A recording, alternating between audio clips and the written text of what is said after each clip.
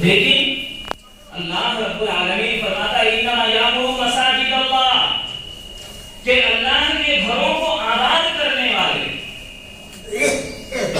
اللہ کے گھروں کے اندر نماز ادا کرنے والے، پروردگار عالم کے دربار کو آباد کرنے والے وہی لوگ ہیں من آمن باللہ، جو اللہ کے اوپر ایمان رکھتے ہیں۔ پتہ یہ چلا کہ جو کافر ہے، جو مشرک ہے، جو رب پروردگار عالم کے اوپر ایمان نہیں رکھتا ہے، وہ کبھی سر جھکا ہی نہیں سکتا ہے، وہ خدا کے دربار میں نہیں آ سکتا ہے۔ ایمان اور کفر کی کے بیچ میں ایک آڑ ہے، نماز ایک آڑ ہے۔ خدا رب العالمین کے دربار عالیہ میں اگر سر جھکا رہا ہے تو پتہ یہ چلتا ہے کہ رب کائنات عالم کے اوپر وہ ایمان رکھتا ہے۔ اور فرمایا والیوم الآخر، اور آخرت کے دین پر بھی اس کا ایمان۔ بہت یہاں کے لوگ جانتے ہیں، میرے جمعے میں کئی جمعہ پہلے میں نے یہ بات عرض کی تھی، چونکہ میں یہاں جمعہ پڑھانے بھی آتا ہوں، اور انشاءاللہ ان قریب بہت جلد یہاں پہ ایک مدرسہ بھی قائم ہوگا۔ یہاں کے لوگ بڑے خوش ہیں، متمنی ہیں، اور انشاءاللہ میں یہاں پہ ایک مدرسہ بھی لاؤں گا۔ آپ حضرات دعا کریں کہ اللہ تعالیٰ اس کے وسائل پورے فرمائے۔ آج مسجد ہو گئی، کل انشاءاللہ مدرسہ بھی قائم ہوگا، بچے پڑھیں گے، گاؤں کے اندر جو ہے دینی فضا قائم ہوگی۔ تو فرمایا والیوم الآخر، آخرت کے اوپر جو ایمان رکھتا ہو۔ تو میں نے بتلائی تھی یہ بات کہ 3 گروہ ہوئے۔ ایک نے تو سرے سے جو ہے آخرت کا انکار کر دیا، جو کچھ ہے سب دنیا، اور دوسری جماعت کہ دنیا کو صرف رہگزر مان لیا، کہ دنیا رہگزر ہے، اور جتنی مصیبت اپنے آپ کو دنیا کے اندر اٹھا لو اتنی تمہاری آخرت بن جائے گی۔ اور یہ بھی ہم ایسا بھی نہیں ہے کہ سیدھے سے آخرت نہیں ہے، ہم نے تو ایمان ہی آخرت کے اوپر لایا ہے۔ آمنت باللہ و ملائکتہ و کتبہ و رسلہ والیوم الآخر، ہمارا تو ایمان ہی آخرت کے اوپر، اور آخرت کے بہت سارے جو ہیں حالات۔ قبر آخرت کی سب سے گہری منزل ہے، میدان محشر یہ آخرت کی جو ہے حالات ہے، جنت اور جہنم یہ آخرت کے حالات ہیں، اور قرآن و حدیث کے اندر جو ہے ان کے حالات بھرے پڑے ہیں۔ پتہ یہ چلا کہ آخرت ہے، صرف دنیا ہی نہیں ہے، لہذا جو آخرت کا انکار کرتے ہیں وہ ختم ہے معاملہ، ان کا معاملہ بالکل ختم ہے۔ اور جو دوسری جماعت یہ کرتی ہے کہ آخرت صرف رہگزر ہے، یہاں سے گزر جاؤ اور جتنی مصیبتیں اٹھا سکو اتنی مصیبت اٹھا لو، اور جتنی مصیبتیں دنیا کے اندر برداشت کر لو اتنی ہماری آخرت بن جائے گی، ایسا نہیں۔ اس لیے انہوں نے کیا اختیار کیا کہ اپنے آپ کو لے جا کر گڈھے میں ڈال دیا، کیڑے مکوڑے لگ رہے ہیں، چلتے پھرتے کوئی دانا ڈال دے رہا ہے، کوئی روٹی دے دے رہا ہے، گزر بسر ہو رہی ہے، نہ جسم پہ صحیح سے کپڑے ہیں، نہ کھانے کو صحیح سے دانے ہیں، اور وہ اپنے آپ کو خوش و خرم میں غلط فہمی میں مبتلا ہے کہ نہیں ہماری آخرت بن رہی ہے۔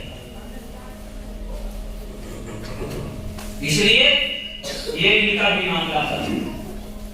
تیسری ایک جماعت ہے جس کو ہم اسلام کہتے ہیں، تو اسلام نے کہا کہ ایسا نہیں، ان الدنیا خلقت لکم وانما خلقتم للآخرہ، دنیا تمہارے لیے ہے لیکن تم دنیا کے لیے نہیں ہو، تم آخرت کے لیے بنائے گئے۔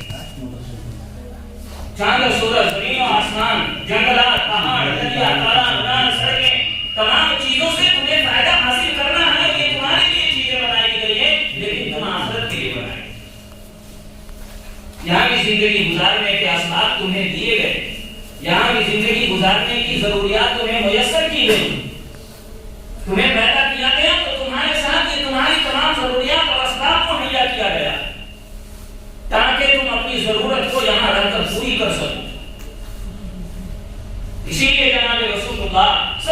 اللہ تعالی علیہ وسلم نے ارشاد فرمایا کہ نیزی شریف کی روایت ہے کسب الحلال فریضۃ بعد الفریضہ، کہ اللہ رب العالمین کے قانون کے ادا کرنے کے بعد فَإِذَا قُضِيَتِ الصَّلَاةُ فَانتَشِرُوا فِي الْأَرْضِ وَابْتَغُوا مِن فَضْلِ اللَّهِ، جب خدائی قانون کو تم ادا کر چکو تو اللہ کی بنائی ہوئی زمین پر پھیل جاؤ اور حلال رزق کو تلاش کرو۔ تو جناب رسول اللہ صلی اللہ تعالی علیہ وسلم نے ارشاد فرمایا کسب الحلال فریضۃ بعد الفریضہ، یہ بھی ایک تمہاری ضرورت ہے، تمہارے پر فرض عائد کیا گیا ہے، تمہیں اسباب تلاش کرنے ہیں، حلال رزق روٹی تلاش کرنے ہیں، یہ تمہارے اوپر ضروری ہے۔ تو اگر دنیا کوئی چیز نہیں ہوتی تو رب کائنات عالم جو ہے انسانوں کو پیدا کرنے کے بعد انسان کے اسباب کے لیے، انسان کی ضرورتوں کے لیے جو ہے یہ کائنات عالم کو کیوں بنا، ان چیزوں کو کیوں پیدا کرتا؟ اس لیے جب اسلام جو ہے آیا تو اس نے ہمیں سکھلایا کہ دنیا بھی تمہارے لیے ہے، لیکن ہاں تمہاری سوچ، تمہاری ہر فکر آخرت کے لیے ہونی چاہیے، اس لیے کہ تم آخرت کے لیے بنا۔ تو فرمائے کہ یامر مساجد اللہ من آمن باللہ والیوم الآخر واقام الصلاۃ، اور اللہ کے گھروں کو آباد کرنے والے وہ ہیں جو خدائی قانون کا جو ہے اہتمام کرتے ہیں، نماز جو فرض کی گئی ہے اس کے قیام کے اوپر توجہ ڈالتے ہیں، اس کی جماعت کے اوپر توجہ ڈالتے ہیں، اسی لیے جماعت کی مشروعیت رکھی گئی۔ یہ شاعر اسلام میں سے ہے، اذان، یہ جماعت کی نماز، یہ شاعر اسلام میں سے ہے، اس لیے ہمیں اسلام نے یہ تعلیم دی ہے اقامت صلاۃ، یعنی جماعت کو تمہیں قائم کرنا، اللہ کے گھر کو آباد کرنا، بات زکات، اور اللہ نے جو مال دیا ہے جسے جس حیثیت کے اعتبار سے اسے جو ہے دینا ہے اللہ کے راستے۔ حضرت مفتی شفیع صاحب نور اللہ مرقدہ نے مسجد کی آبادی کی 3 شرطیں بتائی۔ پہلی شرط، مسجد کا امام اور مؤذن صحیح ہو، مسجد کا امام اور مؤذن صحیح ہو۔ آج ہم ایسے مؤذن رکھتے ہیں جس کو کلمات اذان و تکبیر جو ہے کہنے کا جو ہے ڈھنگ تک نہیں، اشہد نہ پڑھ رہا، اشہد نہ پڑھ رہا، اور ہمیں ذرا برابر توجہ نہیں ہوتی ہے۔ بنیادی چیز کیا ہے؟ پیسہ، اور مؤذن کی تو درگت ہم نے بنا رکھی ہے۔ یہی وجہ ہے اگر کوئی عالم دین مؤذن بن جائے، کوئی حافظ قرآن مؤذن بن جائے تو پھر ہم اس کی اہمیت کو سمجھتے ہیں، لیکن ایک عام آدمی کو اگر مؤذن رکھ دیا جائے تو اسے ہم غلام سمجھتے ہیں۔ مفتی شفیع صاحب نور اللہ مرقدہ نے فرمایا مسجد کی آبادی کی سب سے پہلی شرط یہ ہے کہ امام اور مؤذن تمہارا صحیح ہو، اذان کلمات اذان کی ادائیگی تمہاری صحیح ہو، تکبیر کی ادائیگی تمہارے لیے صحیح ہو، اور جو تمہیں نماز پڑھا رہا ہو، جو تمہیں خطابت کر رہا ہو، وہ صحیح دین تم تک پہنچا رہا ہو قرآن و حدیث کی روشنی۔ آج تو ہم ایسے امام کا انتخاب کرتے ہیں کہ بیچارے کو خود بھی معلوم نہیں ہوتا ہے، بیچارے کو صحیح دین معلوم نہیں ہوتا ہے۔ 5,000 8,000 میں ہم انعام لانا چاہتے ہیں اور دھوس جماتے ہیں، ہم ان کے اوپر دھوس جماتے ہیں، علماء کے اوپر دھوس جماتے ہیں۔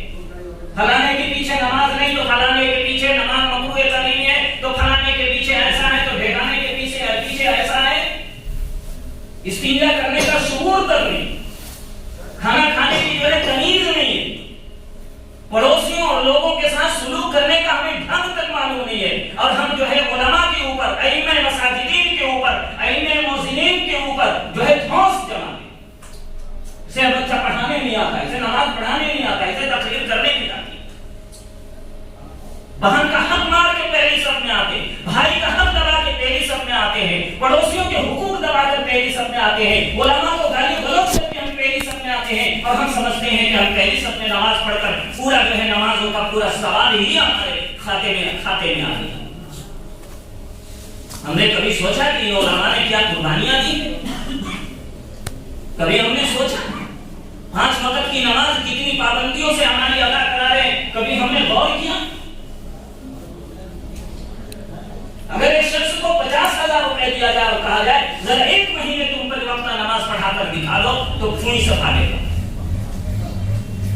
14 سال گھسیٹتا ہے بوریوں پہ، نہ جانے کیسے کیسے خوراک کو استعمال کر کے.